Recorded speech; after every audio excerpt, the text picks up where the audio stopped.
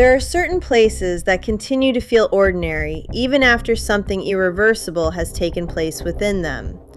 Places where the furniture remains undisturbed, where the lights still glow at the same hour each evening, and where the quiet routines of life seem to persist as though nothing has changed.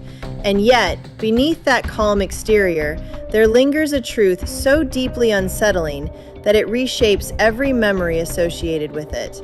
And in the quiet mountain town of Bozeman, Montana, that truth began not with a loud disruption or a visible act of violence, but with a disappearance so subtle, so meticulously concealed, that it forced investigators to confront a possibility far more disturbing than chaos.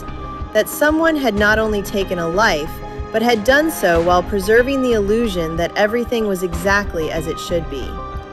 In a town where the landscape stretches wide beneath open skies and life moves at a pace defined more by habit than urgency, Emily Carter lived in a small, carefully maintained home on the edge of a quiet residential street, a place where the boundaries between neighbors were marked not by fences, but by familiarity, and where the sense of safety felt less like an assumption and more like a certainty that had never been challenged. Emily was 36 years old, a freelance editor whose work required long hours of focused attention, and whose life was shaped by a routine that rarely changed. Because in the quiet rhythm of her days, she found both comfort and control, beginning each morning at the same time, taking her coffee in the same chair by the window, and ending her evenings with the same quiet rituals that signaled the close of another predictable day.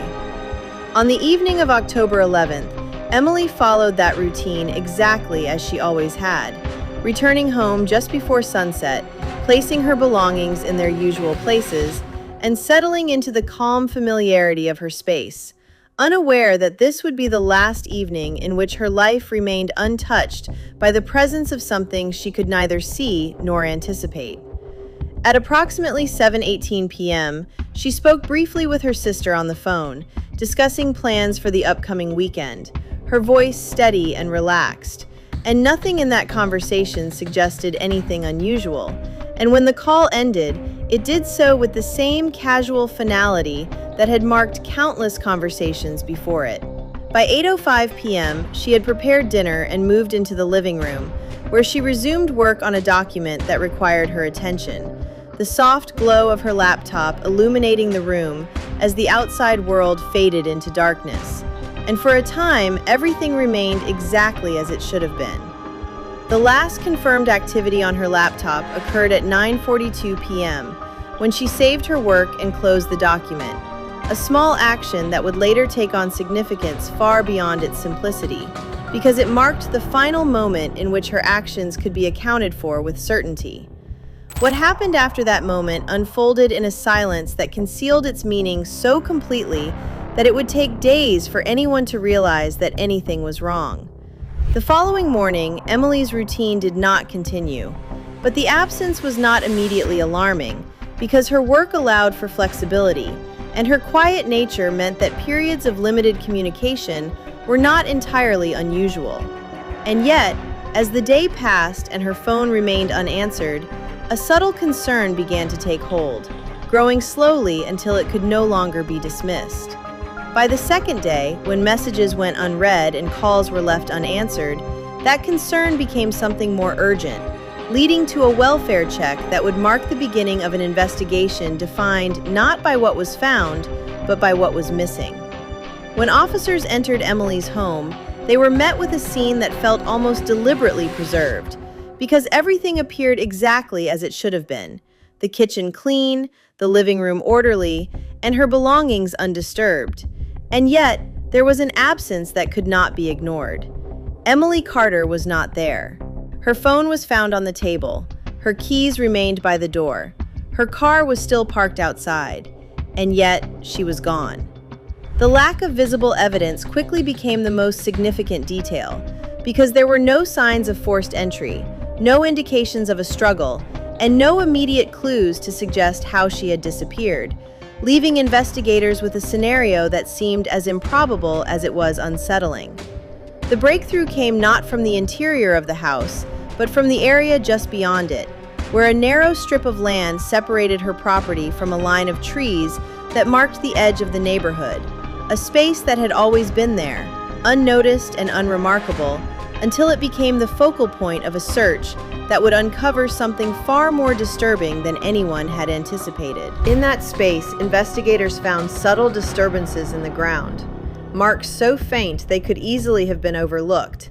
And yet, when examined closely, they revealed a pattern of movement that suggested repeated activity rather than a single event, leading search teams to expand their efforts into the wooded area beyond.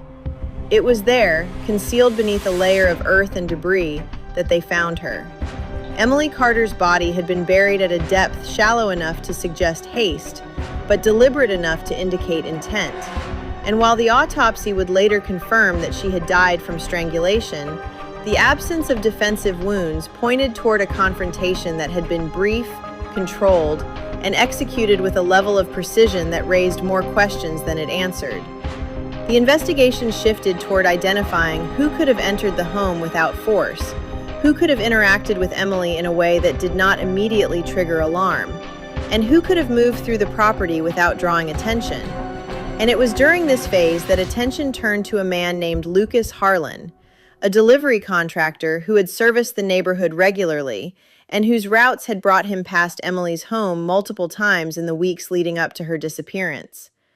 What investigators uncovered about Lucas revealed a pattern of behavior that was both subtle and deeply unsettling, because records showed that he had deviated from his assigned routes on several occasions, spending additional time in areas that did not require his presence, and when questioned, his explanations lacked the consistency needed to dispel suspicion.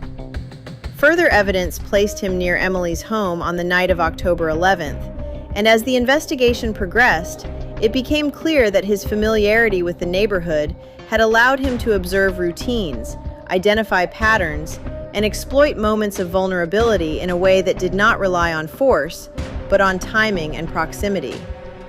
His eventual confession revealed a sequence of events defined not by chaos, but by control, describing how he had approached the house under the pretense of a delivery, gained access through a moment of distraction, and acted quickly, ensuring that the confrontation remained brief and contained, leaving behind no immediate signs of disturbance.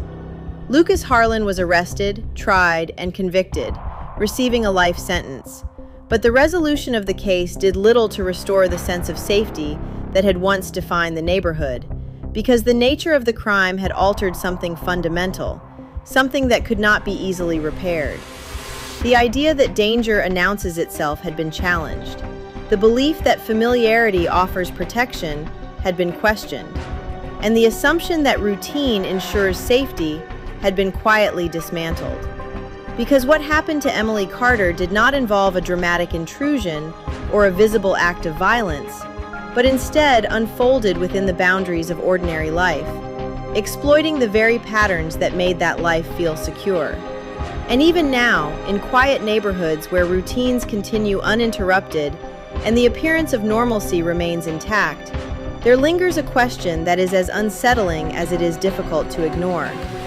How much can change before anyone notices at all?